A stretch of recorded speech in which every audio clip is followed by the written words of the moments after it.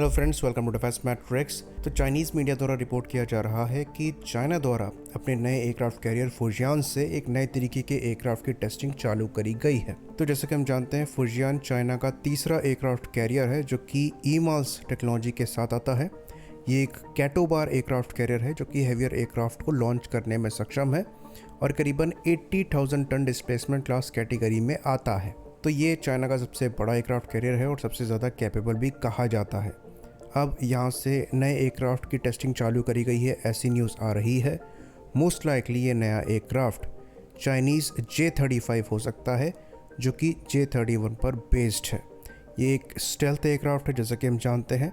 इसका जो J-31 variant है ये पाकिस्तानी एयरफोर्स ऑपरेट करेंगी और ये जो J-35s हैं इनको स्पेशली कैरियर ऑपरेशंस के लिए डेवलप किया जा रहा है और ये एडवांस प्रोटोटाइप टेस्टिंग फेज़ में है। तो ये एयरक्राफ्ट कैटापुल्ट लॉन्चिंग मैकेनिज्म को यूज़ करते हुए अपने आप को लॉन्च करते हैं और ये चाइनीज़ स्टेल्थ एयरक्राफ्ट है जो कि इनकी नेवी के साथ सर्विस में आएंगे। तो क्योंकि यहाँ पर टेस्टिंग चालू हो गई है तो मोस्ट लाइकली आने वाले 1 साल में ये इनकी नेवी के साथ सर्विस में भी आ सकते हैं और फुजियान के साथ पूरी तरीके से ऑपरेशनल हो सकते हैं। तो ये कॉम्प्लीमेंट करेंगे Chinese career born J-15 fighters को जो कि खुद अपग्रेड किए गए हैं 4.5 जेन स्टैंडर्ड पर, जहां पर टेक्नोलॉजीज J-16 से बोरो करी गई हैं। तो J-15 जो है ये पीपल लिबरेशन आर्मी नेवी की बैकबोन को फॉर्म करेंगे। वहीं पर मोस्ट लाइकली जो J-35 हैं ये स्पेशलाइज्ड रोल के लिए इस्तेमाल किए जाएंगे। तो स्टेल्थ एयरक्राफ्ट नेवल ऑपरेशंस के लिए कितने ज़्यादा कारगर साबित होते हैं ये अभी भी क्वेश्चनेबल है। एकमात्र नेवी जो कि स्टेल्थ फाइटर्स को यूज़ करती है अपनी सर्विस में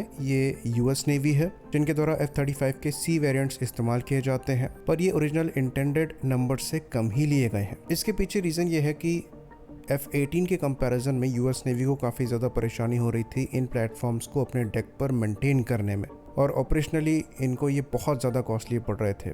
शुरुआत में रिलायबिलिटी इशू रहे जिसके अंतर्गत पहले हेलमेट को लेकर इश्यूज़ आए, फिर कॉकपिट के प्रेशर रेगुलेशन को लेकर इशू आया, फिर हीट डैमेज जो है रिपोर्ट करी गई सुपरसोनिक फ्लाइट की वजह से।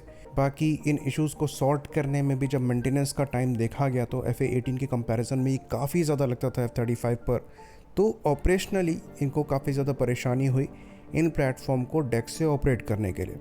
यहाँ तक कि कुछ डिज़ाइन चेंजेस भी US नेवी द्वारा रिकमेंड करे गए ताकि ये थोड़ा ईजी पड़े ऑपरेट करने में। बाकी लोअर अवेलेबिलिटी रेट और हायर ऑपरेटिंग कॉस्ट इन प्लेटफॉर्म का तो आपको एक्सेप्ट ही करना पड़ेगा, पर इंटरडिक्शन जैसे रोल में ये प्लेटफॉर्म काफ़ी ज़्यादा कारगर साबित हो सकते हैं। इसके बारे में हमने विस्तार से बात करी थी जब हमने AIM-174B मिसाइल को डिस्कस किया था जो कि F-18 सुपर हॉर्नेट से लगाई गई हैं। तो हमने डिस्कस किया था कि कैसे ये प्लेटफॉर्म US नेवी के naval integrated fire control counter air network के लिए काफ़ी ज़्यादा यूज़फुल है, जिसके अंतर्गत ये इंटरडिक्शन जैसे रोल को परफॉर्म कर सकते हैं। एनिमी एयर स्पेस को पेनिट्रेट करके स्टेल्थली बिना डिटेक्ट हुए ये टारगेट्स को एक्वायर कर सकते हैं। इनका डेटा ये वापस एवैक्स की तरफ भेज सकते हैं, जिसके बाद वो डेटा इनके 4.5 जेन एयरक्राफ्ट को जा सकता है और वो अपने वेपन्स को लॉन्च करके मिसाइल को इन स्टेल्थ फाइटर के रडार से आ रही इंफॉर्मेशन की गाइडेंस के अंतर्गत टारगेट पर हिट कर सकते हैं। तो नेटवर्किंग ऑपरेशंस का एक बहुत इंपॉर्टेंट पार्ट होता है ये स्टेल्थ प्लेटफॉर्म, जो कि वहाँ घुस सकते हैं जहाँ पर नॉर्मल प्लेटफॉर्म नहीं घुस सकते और एनिमी को सरप्राइज कर सकते हैं। और इस चीज़ के लिए आपको इनके बहुत बड़े नंबर्स ऑपरेट करने की रिक्वायरमेंट भी नहीं है और US नेवी यही काम कर रही है। Most likely people liberation army navy का भी यही गोल है। J-35 चाइनीज़ नेवी द्वारा ऑपरेट ज़रूर किए जाएंगे पर J-15 जितने नंबर में नहीं। पर अब सवाल यहाँ पर ये उठेगा कि क्या ये इंडियन नेवी के लिए प्रॉब्लमेटिक हो सकता है? तो इसका जवाब है हाँ। तो ये जो स्टेल्थ प्लेटफॉर्म्स हैं ये डेफिनेटली एक थ्रेट हैं। ये J-15 के कंपैरिजन में हमारे वॉरशिप्स के ज़्यादा क्लोज आ सकते हैं और ज़्यादा बड़ा डेंजर पोज करते हैं और नेटवर्किंग एनवायरनमेंट में ये और भी ज़्यादा घातक साबित हो सकते हैं, जैसा कि हमने F-35 के केस में डिस्कस किया। तो इनका काउंटर स्टेल्थ प्लेटफॉर्म्स नहीं हो सकते, काउंटर बैलेंसर ज़रूर हो सकते हैं, यानी कि सिमिलर ऑपरेशंस हम परफॉर्म करने की कोशिश कर सकते हैं किसी भी स्टेल्थ प्लेटफॉर्म से, लेकिन इनको काउंटर करने के लिए आपको दूसरी टेक्निक्स को यूज़ करना पड़ेगा। स्टेल्थ एयरक्राफ्ट से आप इनको काउंटर नहीं कर सकते।